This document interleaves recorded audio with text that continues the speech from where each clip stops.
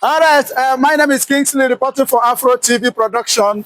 Here is one of our analysts, came all the way, to Trade Fair to also, discuss or look into the matter of what we are discussing concerning the destruction and demolition of Igbo properties in Trade Fair. So, sir, you have seen what actually happened. You have seen it with your eyes. So, please, what can you say concerning this? Because as what we have heard, they said this property, each building here, costs billions of naira. Each building here costs billions of naira. So you can imagine how many buildings that were demolished, and some are marked to be demolished, and pulled down and destroyed, and this is our properties that belongs to Igbo people. So now, sir, what do you have to say? Actually, my brother Kingsley, you see, you have actually know about the general saying that says, seeing is believing. Yes. We are no longer actually following the rumors or hearsay about what we are here now live in Trade Fair. Here is Trade Fair, and I've actually fed my eyes with what I have actually seen so far. From the beginning of the entrance, the building marked for demolition are magnificent edifices, world-class plaza, shopping malls to the number of 19. Do you know that I was at least counting it carefully? It was more than 19 what I counted as I was entering this place, meaning that the estimation, that actually prompted my coming here is low. So what I'm saying is heartbreaking. What I'm saying is another Nigerian Biafra, pogrom. Because you see, each building, as the building engineer has actually confirmed to us, you and I, yes, was more than 1 billion. We are talking billions of naira times 19. We are talking about trillions of naira. And I can remember, anytime we mention as finder Trade Fair, I remember Odumegwu Ojukwu, the man that gave birth to Biafra agitation. When he visited after construction of Trade Fair, Ojukwu wasn't happy with the Igbos. The Igbo billionaires that actually put in place all these wonderful structures were abused, yes, scolded, mocked by Chukwu Emeka Odumegwu Ojukwu. He actually used Igbo language to greet them good morning, meaning you people are still waking up. Some of you are still asleep. You see, Ojukwu abused them. Why not put all these things, all these magnificent edifices in the southeastern Nigeria where you come from? Why in a foreign land where you are not even appreciated, where you are not politically or socially accepted? Why not home where you come from? If they want to trace the source of your wealth, it should be from home. They should go to your nativity and see what your father or your uncles have put down before bringing you up to that, let me say, developmental level, business-wise or educationally. But a situation whereby you do it outside, you don't go home, do it. Charity that did not begin at home is not a lasting charity. It is a laughing-stock-oriented charity. Because if all this were put down in the southeastern Nigeria, okay. Yeah. So what we are saying here, it has nothing to do with politics. We're supposed to at least put all these things down in the southeastern Nigeria, so that charity would have begun at home. But we are one Nigeria.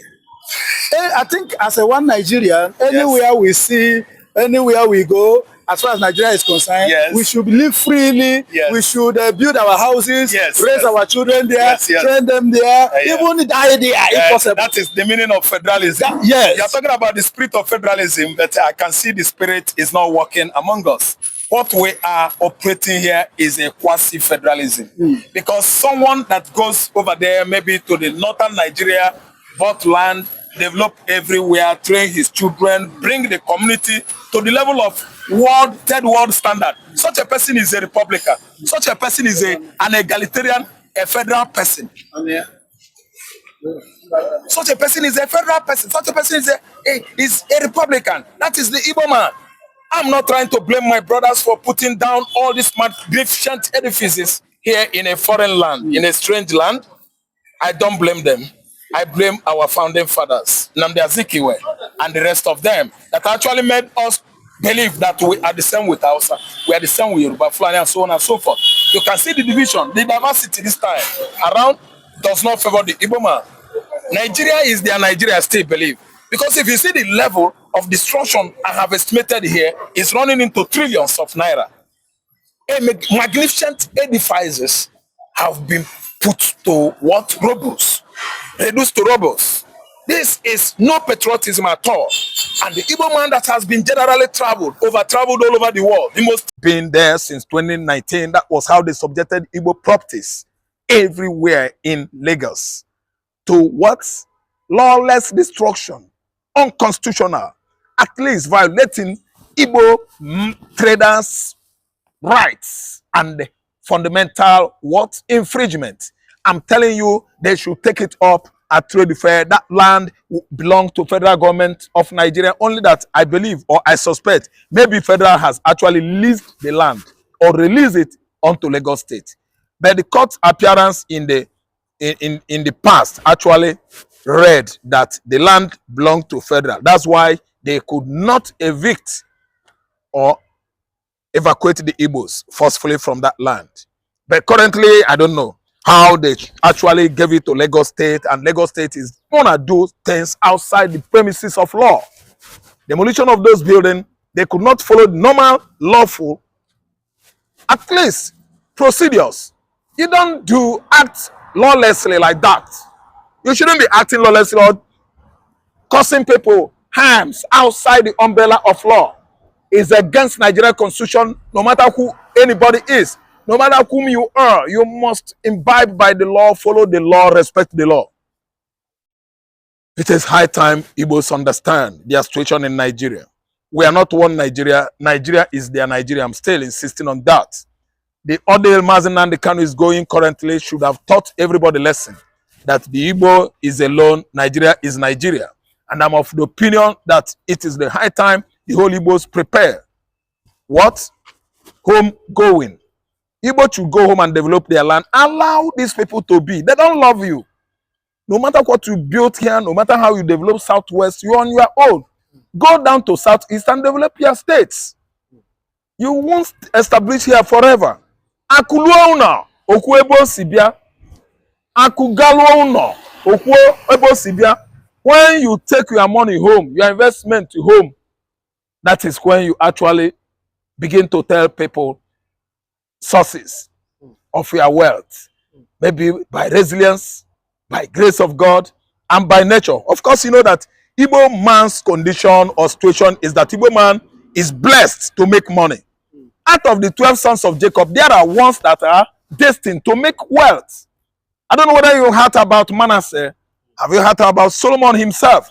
I think he is from the descendant of Manasseh, and he happened to be the richest Jew. The richest Jew ever existed was King Solomon. He is still now currently, as God bless him, nobody has equaled his wealth achievement in history. So what I'm saying now is, let me tell you, Mazi Nnamdi Kanu illegally is being suffered. The law, international law, Nigeria infringed it and actually brought him from Kenya into Nigeria contraption, and they have never ever agreed to pay Mazanga, pay the Kenya Pan-Africanists that won Kanu's case in Kenya, 10 million shillings, 130-something million naira, if converted to Nigerian local currency. So Kanu's rendition, I'm telling you, United Nations Working Group has faulted the international rendition of Nigeria, you know, government actually perpetrated against Mazi Nnamdi Kanu, that due international process, international law, United Nations documents, law and charter articles were not imbibed or observed. So it is high time that Nigeria should back down and allow Mazi Nnamdi Kanu to be. Okay, but do you not think that what of if Nigeria keeps, refusing to accept this, order by the UN? Do you think that Nigeria can be sanctioned? Nigeria is going to receive heavy sanctions, if they fail to release political prisoners. Mazen Kano is not only political prisoners, a man that is in prison as a result of ethnicity, tribal bigotry, and other vices within Nigerian system. And we are actually going to take the boot. I mean, embargo, sanction, and many international, deprivation, especially the United Nations and all its departments, should actually abandon their functionalities where Nigeria should be benefiting, turn their back on Nigeria, so that this current administration should do the needful. No one should be at least persecuted because of his region or his tribe where he comes from. But you can see a tribal democracy going on under this administration. Tribal democracy, yeah. Going on. Yeah, going on. That's what we are practicing here. Okay, but do you not think that because Omotosho said that Nnamdi Kanu should prepare after rejecting the no case submission, he said they should prepare for their defense. Yes. Do you think that Nnamdi Kanu's team have that have what it takes to defend him properly? Yeah, proper defense.